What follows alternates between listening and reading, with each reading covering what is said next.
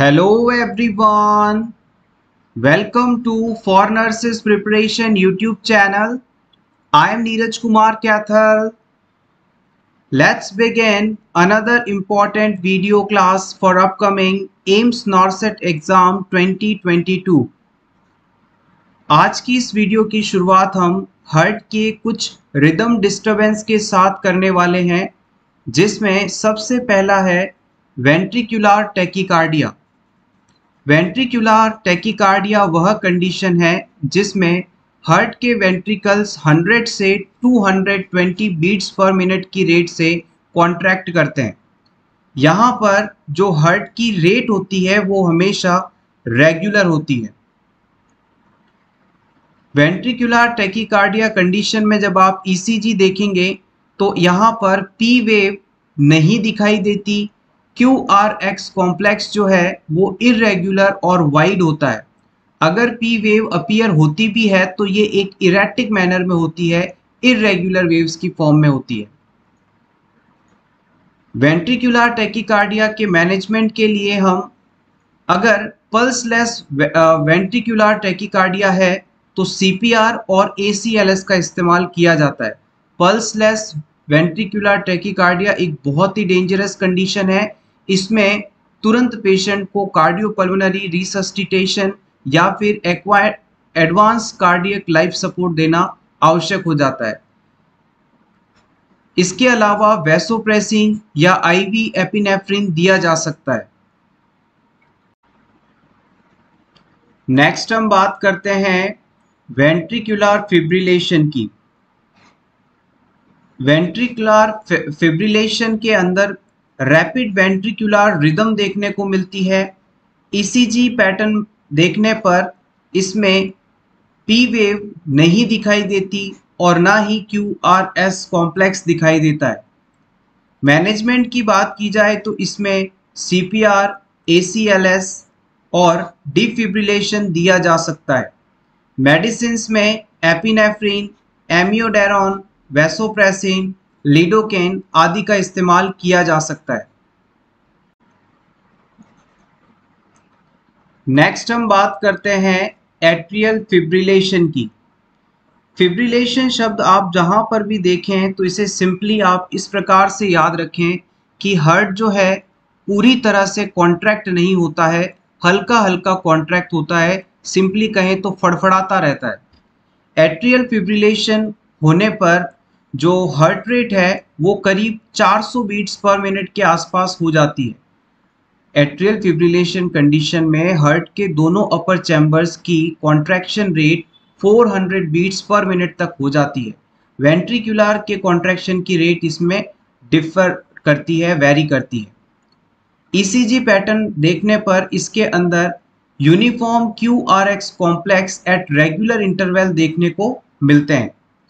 Management की बात की जाए तो अगर मान लीजिए एट्रियल फिब्रिलेशन के साथ पेशेंट अनस्टेबल है तो आप इमीडिएटली कार्डियोवर्जन का इस्तेमाल करेंगे, और मान लीजिए एट्रियल फिब्रिलेशन है लेकिन पेशेंट स्टेबल है तो इस सिचुएशन के अंदर हम beta adrenergic blockers, channel blockers, anti arrhythmics जिसे एमियोडारोन आदि का इस्तेमाल कर सकते हैं।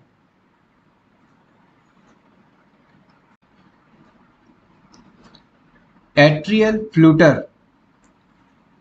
एट्रियल फ्लूटर होने पर एट्रियास की जो रेट है वो अराउंड 250 से 400 बीट्स पर मिनट हो जाती है, लेकिन यहाँ पर जो रेट होती है वो रेगुलर रहती है। इस पॉइंट को भी नोट किया जाना चाहिए। ECG देखने पर एट्रियल फ्लूटर में जो QRX कॉम्प्लेक्स है वो इरेगुलर होता है लेकिन यूनिफॉर्म लेवल पर पाया जाता है।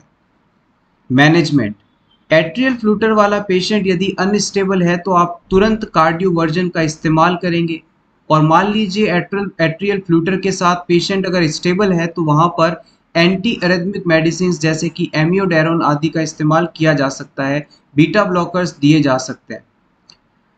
लास्ट आता है पैरोक्सिस्मल सुप्रावेंट्रिकुलर टैकीकार्डिया या फिर पैरोक्सिस्मल एट्रियल टैकीकार्डिया। इसके अंदर characterized by sudden onset and termination of arrhythmia. इसमें पेशेंट के हार्ट में अचानक से अरिथमियाज जनरेट होते हैं और फिर यह ठीक भी हो जाते हैं। इसके अंदर heart rate 140 beat per minute के आसपास रहती है और ड्रग ऑफ चॉइस की बात की जाए तो एडिनोसिन दी जाती है। Now let's start with the MCQs। First question is administration of medication into the subarachnoid space is known as। अगर किसी क्लाइंट के सब एरिक्नोइड स्पेस में आप मेडिकेशन एडमिनिस्टर करते हैं तो ये इंजेक्शन का रूट कौन सा है ये आपको बताना है। Intrathecal, intraosseous, intradermal, subcutaneous.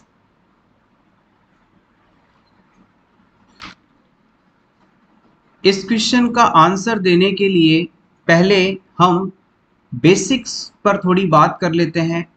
हमारे ब्रेन के चारों तरफ 3 कवरिंग्स पाई जाती हैं। पहला है सबसे आउटर कवरिंग, इसे आप ड्यूरामेटर के नाम से जानते हैं।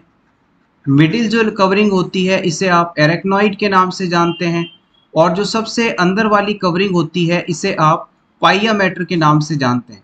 जब भी किसी मेडिसिन को आप इंजेक्शन के थ्रू सब एरेक्नॉइड स्पेस में एडमिनिस्टर करते हैं तो एरेक्नॉइड मैटर और पाइयामेटर के बीच में इसे एडमिनिस्टर किया जाता है। तो सब एरेक्नॉइड स्पेस जो है एरेक्नॉइड और पाइयामेटर के बीच का स्पेस है।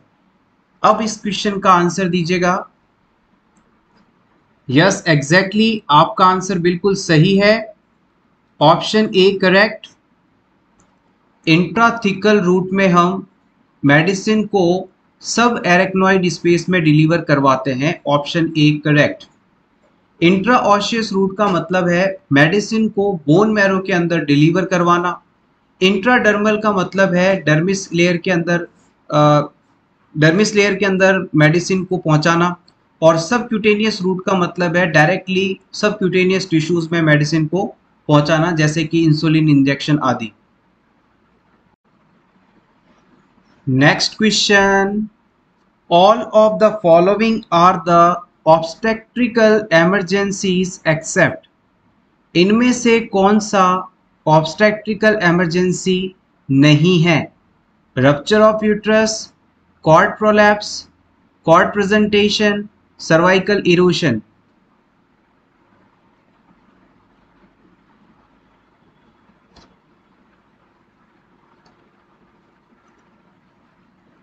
The right answer is option D, cervical erosion. Cervical erosion क्या है, आइए इसके बारे में बात कर लेते हैं। जब किसी प्रेग्नेंट क्लाइंट की सर्विक्स की एपिथेलियम में इरोजन हो जाए यानी कोई उभार डेवलप हो जाए ड्यू टू इरिटेशन और इन्फेक्शन, इसे आप सर्वाइकल इरोशन के नाम से जानते हैं। सर्वाइकल इरोशन कोई ऑब्स्टेट्रिकल इमरजेंसी नहीं है। इसके बजाय रप्चर ऑफ यूट्रस होने पर सीवियर रिस्क ऑफ ब्लीडिंग होता है, ये एक इमरजेंसी है। कॉर्ड प्रोलैप्स है, कॉर्ड प्रेजेंटेशन है, तो इन सिचुएशन में बच्चे तक ऑक्सीजन और न्यूट्रिएंट्स नहीं पहुंच पाते, ये एक इमरजेंसी सिचुएशन है। Next question, 32 years old mother with 30 weeks pregnancy have vaginal bleeding. What should do by nurse first?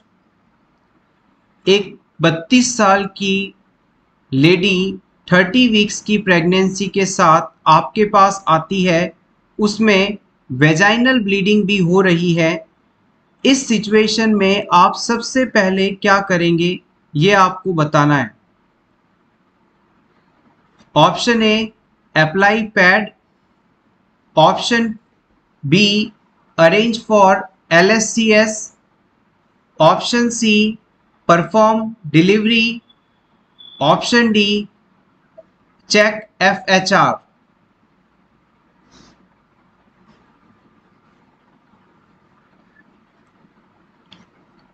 The right answer is apply pad। Women में वेजाइनल ब्लीडिंग हो रही है, ब्लीडिंग कितनी हुई है इस चीज़ का असेसमेंट ज़रूरी है। तो सबसे पहले हम पैड अप्लाई करेंगे और उसके बाद दूसरे इंटरवेंशंस करेंगे। Next question, HbA1c in blood explains। HbA1c क्या बताता है?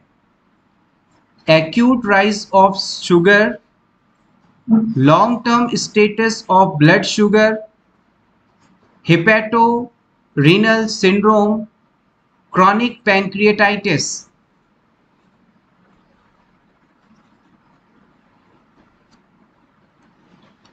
The right answer is option B, long term status of blood sugar। HbA1c test के द्वारा आप किसी भी पेशेंट का, किसी भी पर्सन का पिछले 90 दिनों का ब्लड ग्लूकोज लेवल चेक कर सकते हैं। Next question, international council of nurses was formed in the year। International council of nurses कब बनाया गया?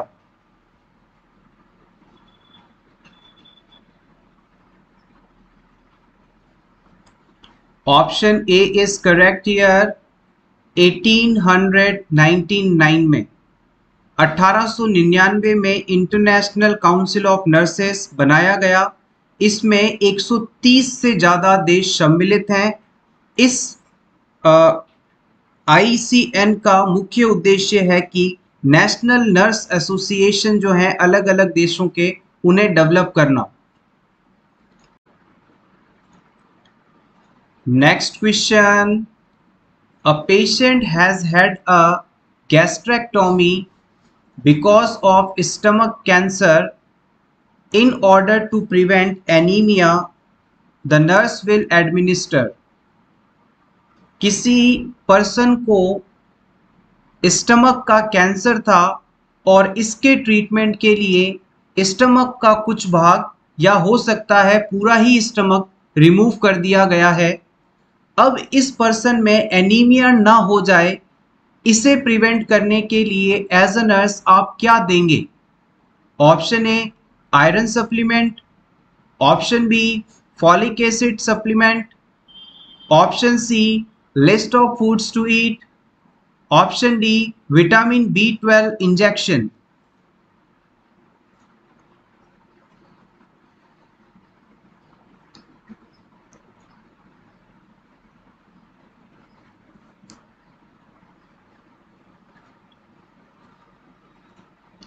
The right answer is vitamin B12 injection. याद रखिएगा, हमारे स्टमक के द्वारा इंट्रिंसिक फैक्टर्स का सिक्रीशन किया जाता है जो कि विटामिन B12 के एब्जॉर्प्शन हेतु आवश्यक हैं। अगर क्लाइंट का स्टमक ही रिमूव कर दिया गया तो अब इंट्रिंसिक फैक्टर्स नहीं होंगे, तो विटामिन B12 का एब्जॉर्प्शन नहीं हो पाएगा। विटामिन B12 की शरीर में कमी होने के कारण पर्नीशियस एनीमिया हो सकता है। तो हमें इस पर्नीशियस एनीमिया के डेवलपमेंट को रोकने के लिए विटामिन B12 इंजेक्शन फॉर्म में एडमिनिस्टर करना पड़ेगा।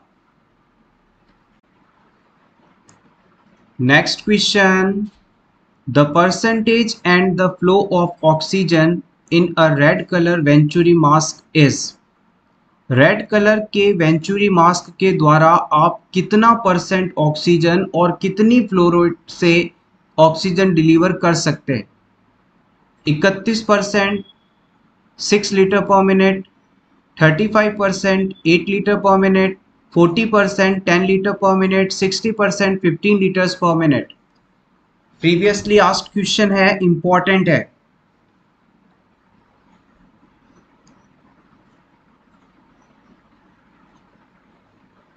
The right answer is option C, 40% and 10 liters per minute। Red coloured venturi mask का इस्तेमाल करते हुए हम ऑक्सीजन 10 लीटर पर मिनट की रेट से फ्लो करवा सकते हैं और परसेंटेज जो है 40% की दर से डिलीवर होगा। Next question, a priority nursing diagnosis for a child being admitted from surgery following a tonsillectomy is। किसी बच्चे में आपने टॉन्सिलेक्टोमी प्रोसीजर किया, इस बच्चे के लिए प्रायोरिटी नर्सिंग डायग्नोसिस क्या होगा ये आपको बताना है। Body image disturbance, impaired verbal communication, risk of aspiration या फिर पेन।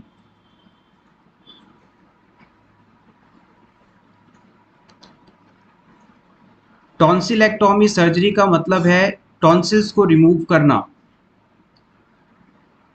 टॉन्सिलेक्टोमी सर्जरी के कारण बच्चे की जो बॉडी इमेज है वो किसी भी प्रकार से डिस्टर्ब नहीं होती। पेन एक प्रॉब्लम हो सकती है लेकिन ये प्रायोरिटी नहीं है। वर्बल कम्युनिकेशन इम्पेयर हो सकता है लेकिन ये प्रायोरिटी नहीं है। फाइनली हमारे पास ऑप्शन सी बचता है, रिस्क ऑफ एस्पायरेशन। अगर टॉन्सिलेक्टोमी के पर्सन ने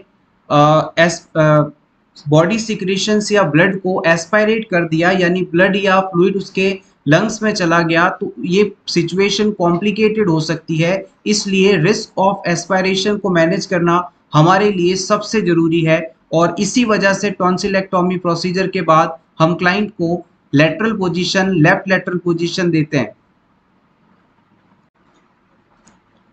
next question, specific protection of disease activities include all of these except। Disease से प्रिवेंशन हेतु स्पेसिफिक प्रोटेक्शन के अंतर्गत किसे इंक्लूड नहीं किया जा सकता? Option A, use of specific immunization. Option B, maintaining nutrition and personal hygiene. Option C, protection from accidents. Option D, selective placement।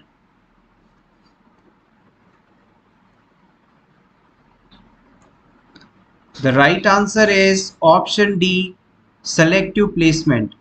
specific protection में हम इसे include नहीं करते।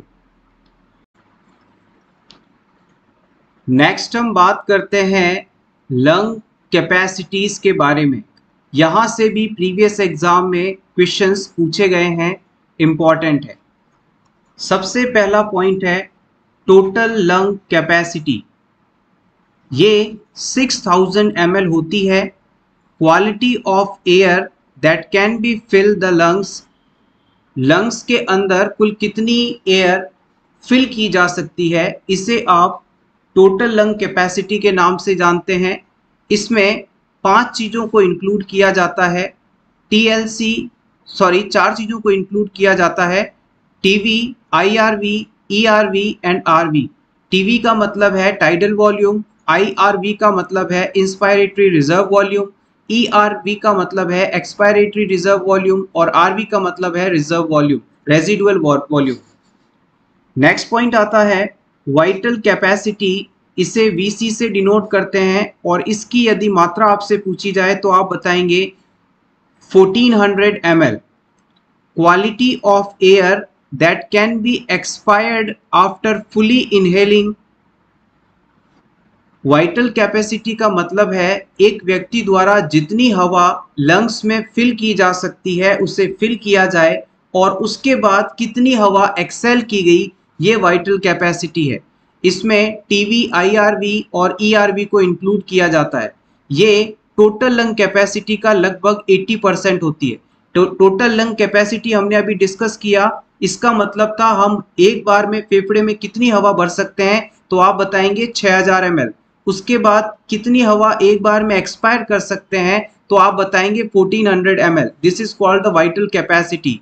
The value varies according to the age and body size. यहाँ पर जो values दी गई हैं ये सभी स्टैंडर्ड वैल्यूज हैं, लेकिन एज के अनुसार, बॉडी साइज के अनुसार कुछ मात्रा डिफर कर सकती है। नेक्स्ट हम बात करते हैं इंस्पायरेटरी कैपेसिटी की।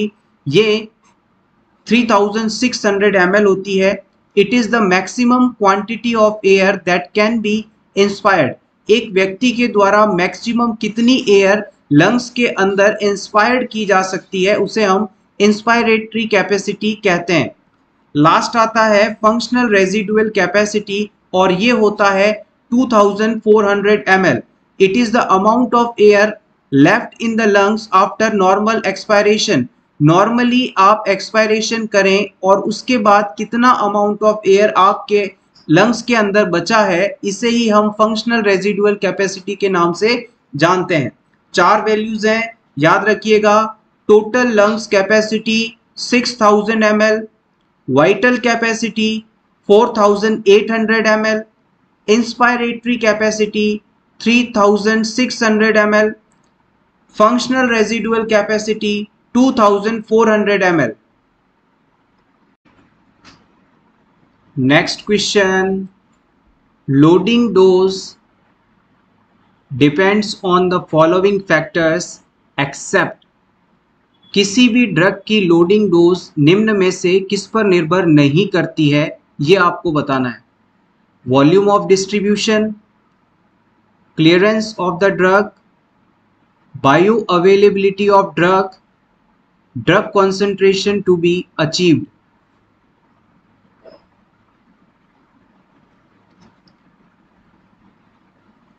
लोडिंग डोज क्या है, आप इसे जानते होंगे। फार्माकोकाइनेटिक्स के अंदर किसी भी मेडिसिन की जब पहली डोज दी जाती है तो उसे काफ़ी हाई अमाउंट में दिया जाता है ताकि फिर इसे रिड्यूस करते हुए मेंटेनेंस डोज लेवल पर लाया जा सके। This is called loading dose. The right answer is option B, clearance of the drug. Loading dose, volume of distribution, bioavailability of drug, drug concentration to be achieved पर निर्भर करती है। Clearance of drug पर यह depend नहीं करती।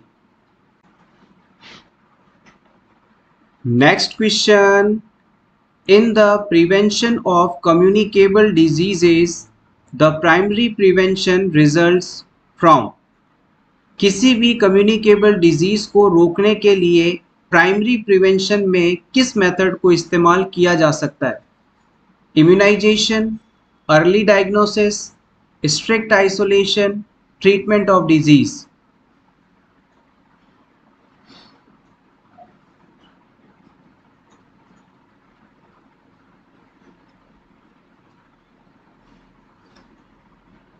The right answer is immunization. Vaccination या immunization primary prevention में इंक्लूड किया जाता है। Next question, the nurse is administrating a calcium channel blocker to the client diagnosed with a myocardial infarction. Which assessment data would cause the nurse to question administering this medication? किसी myocardial infraction वाले patient में आप calcium channel blocker drug administer कर रहे हैं। इस client में कौन सी फाइंडिंग होने पर इस ड्रग को एडमिनिस्टर नहीं करना चाहिए, यह आपको बताना है। ऑप्शन ए, अगर क्लाइंट की एपिकल पल्स 64 हो। ऑप्शन बी, अगर क्लाइंट में कैल्शियम का लेवल बढ़ा हुआ हो। ऑप्शन सी, अगर क्लाइंट में telemetry shows occasional PVCs. Option D, client का ब्लड प्रेशर 90/62 हो, 90/62 हो।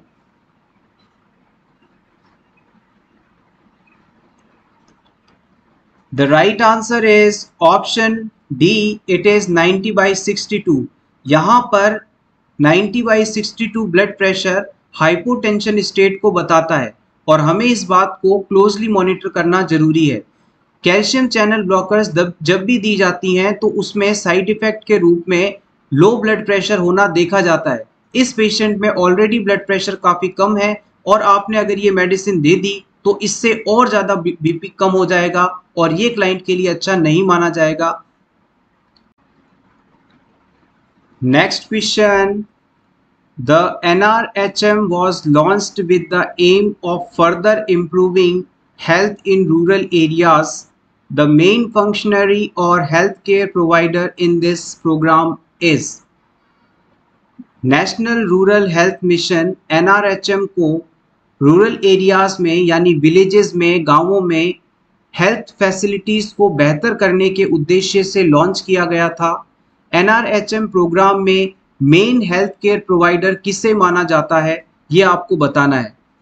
एक्सिलरी नर्स मिडवाइफ को, ANM को, पब्लिक हेल्थ नर्स को, आशा को, या फिर लेडी हेल्थ विजिटर को।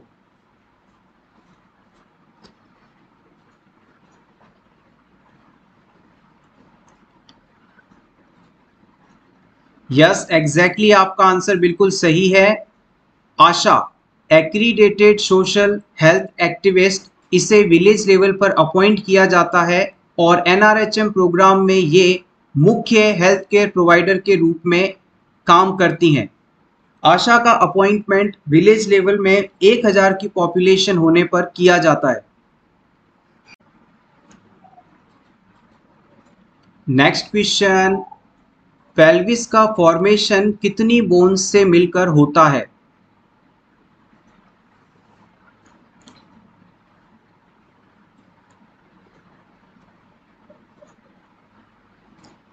The right answer is option C 4। Pelvis जो है एक बोनी कंपार्टमेंट है जिसका निर्माण दो इनोनिमेट बोन या जिसे आप हिप बोन के नाम से भी जानते हैं उनके मिलने से, साथ में सैक्रम और कॉक्सिक्स बोन के मिलने से होता है। दो हिप बोन्स और सैक्रम एंड कॉक्सिक्स बोन मिलकर पेल्विस का निर्माण करती हैं। Next question. The vaccine for meningococcal meningitis provides immunity that lasts for about। Meningococcal meningitis disease के लिए अगर वैक्सीनेशन किया जाए तो इससे हमें कितने समय के लिए इम्यूनिटी मिलती है? 5 साल, 2 साल, 3 साल, 4 साल?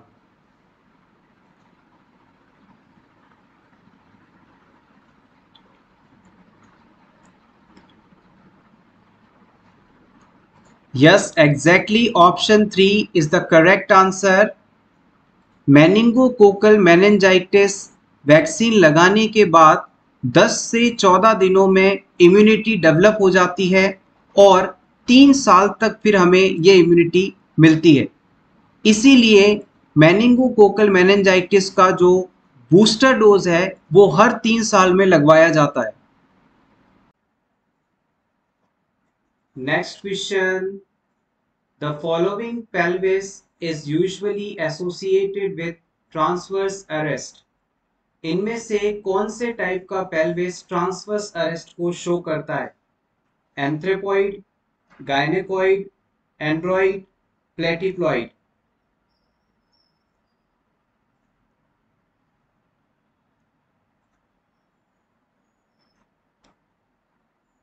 The right answer is option A, anthropoid pelvis.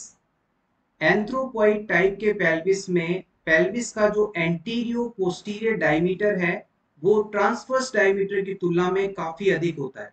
यानी पेल्विस का आगे और पीछे वाला जो डायमीटर है ये डायमीटर लैटरल डायमीटर की तुलना में काफी ज्यादा होता है। इस वजह से इसमें ट्रांसवर्स अरेस्ट देखने को मिलता है। Option A correct. Next question, cardiac troponin level help in diagnosis of. Cardiac troponin के द्वारा हम किस चीज का पता लगा सकते हैं? Myocardial infarction, congestive cardiac failure, ventricular tachycardia या फिर एट्रियल फिब्रिलेशन?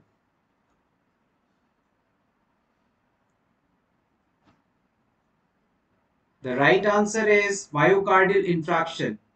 हार्ट अटैक कह दीजिए, मायोकार्डियल इंफ्राक्शन कह दीजिए, इसके होने पर हमारे हार्ट की मायोकार्डियल मसल्स के द्वारा ट्रोपोनिन प्रोटीन का रिलीज करवाया जाता है और इनके रिलीज से ब्लड में इनका लेवल बढ़ जाता है और इसी से हम पता लगा सकते हैं कि क्लाइंट को हार्ट अटैक आया है या नहीं। नेक्स्ट क्वेश्चन, भारत में ब्लाइंडनेस का कॉमनेस्ट कॉज किसे माना जाता है? Option A cataract, option B glaucoma, option 3 trachoma, option 4 vitamin A deficiency?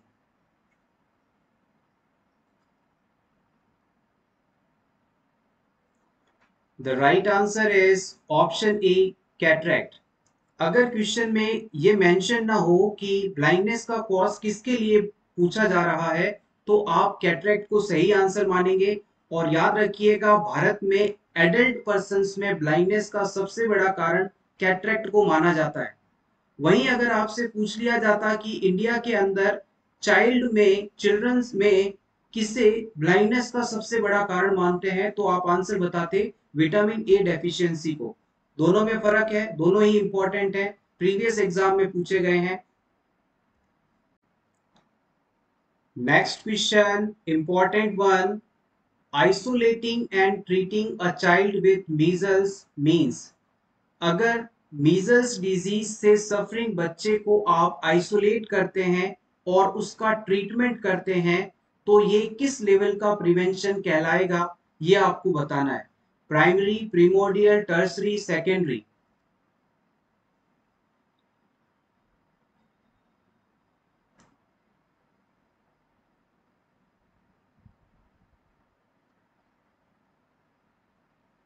यहां पर ऑप्शन डी को सही माना जाएगा।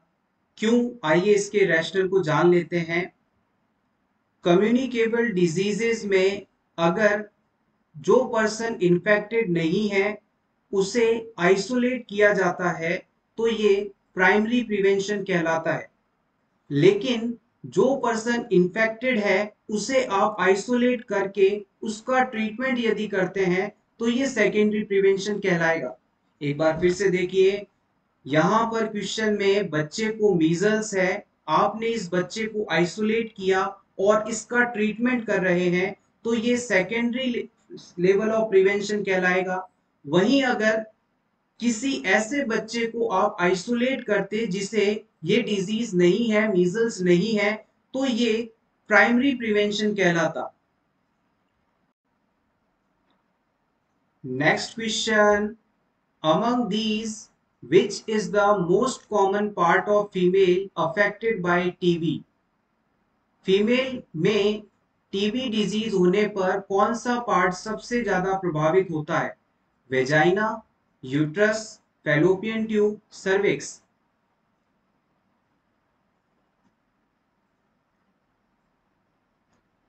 The correct answer is option C. Women's में टीबी होने पर सबसे ज्यादा फैलोपियन ट्यूब्स प्रभावित होती हैं। सो एवरीवन, ये था हमारा आज का वीडियो जिसमें हमने कुछ इंपॉर्टेंट एमसीक्यूज को रैपिडली डिस्कस किया है। होपफुली ये क्वेश्चंस आपको अच्छे लगे होंगे। अगर वीडियो अच्छा लगा हो तो प्लीज इसे लाइक कर दीजिएगा और इसी तरह के और वीडियोस देखने के लिए for nurses preparation YouTube channel को जरूर सब्सक्राइब करें। एम्स नॉर्सेट एग्जाम जो कि 11 तारीख को होने वाला है, इसके एडमिट कार्ड्स रिलीज कर दिए गए हैं। आप सभी अपना एडमिट कार्ड जरूर डाउनलोड करें, इंस्ट्रक्शंस को पढ़ें और अच्छी तरह से अपनी प्रिपरेशन कंटिन्यू रखें। Thank you so much, best of luck.